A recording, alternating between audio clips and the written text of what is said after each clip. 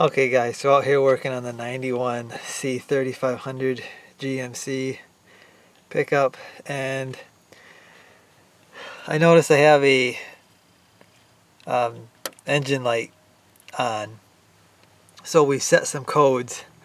So the first thing I did is I went underneath and I jumped two terminals, the two corner terminals. I'll show you that.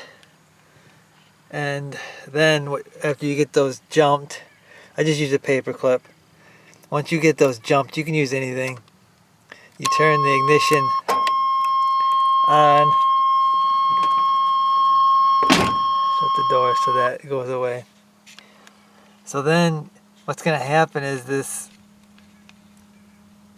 service engine soon is going to flash. The first code you're going to get is 1, 1, 2.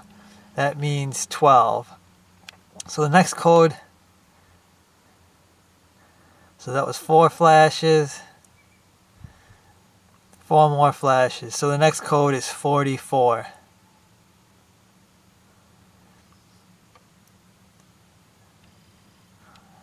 So we've got a code 44 that's going to flash 3 times. And then the next code,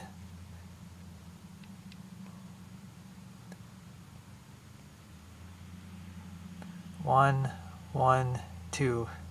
Okay, that means it's over with. You get a 12 at the beginning, you get your codes, and then a 12 at the end.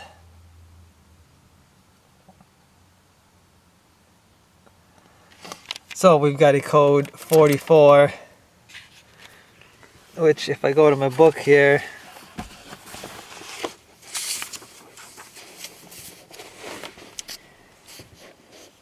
code 44, see it says 4 flashes, pause, 4 flashes, it says lean exhaust, it says check ECM wiring connections, check for vacuum leakage at the TBI base gasket, vacuum hoses or intake manifold gasket, replace the oxygen sensor. So what we're doing here today is I'm going to be replacing the oxygen sensor. We're going to see if that fixes it. I've looked around for vacuum leaks or lines or whatever, and I don't really see anything. And I'm guessing this oxygen sensor is very old, maybe original. So we're going to get that off. We're going to replace that. Okay, so here's the oxygen sensor underneath the truck after the Y pipe there. And you can guarantee this thing's going to fight you. I'm going to try heating it up. 22 millimeter is what I got, and yeah, I'm going to try to get this thing off. There's a plug-in up here. You got to unplug that too.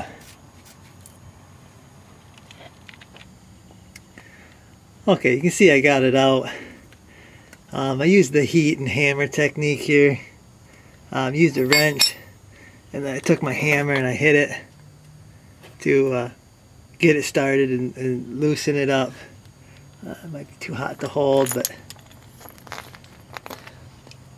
there it is.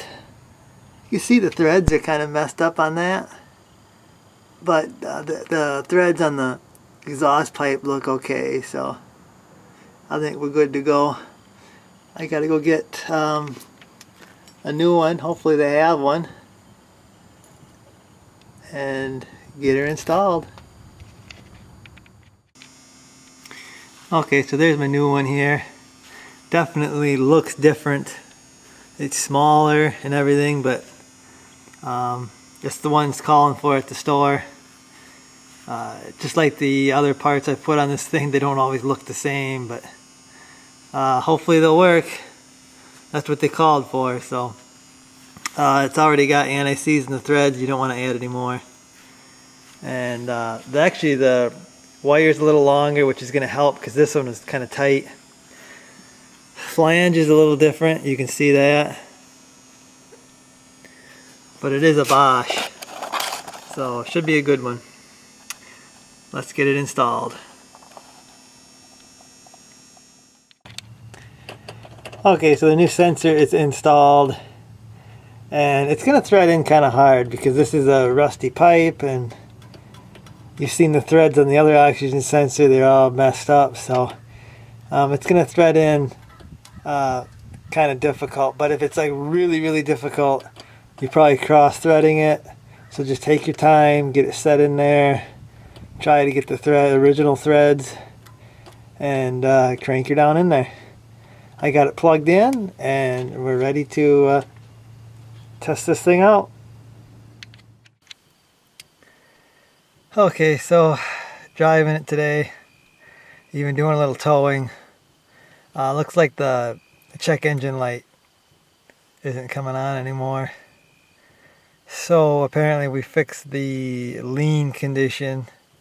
I don't think it was a lean condition. I think the oxygen sensor was screwing up. So anyway, it seems to be running okay. I got an exhaust leak, I believe, that I can hear. So I'll have to take care of that. It probably will sound better that way, but it seems to run down the road really good. So cruise is really good. I'm not sure exactly how hard on gas it's going to be, but that gas gauge is going down and down and down, so we will see about that, I guess. Hope you guys enjoyed the video, and I'll see you in the next one.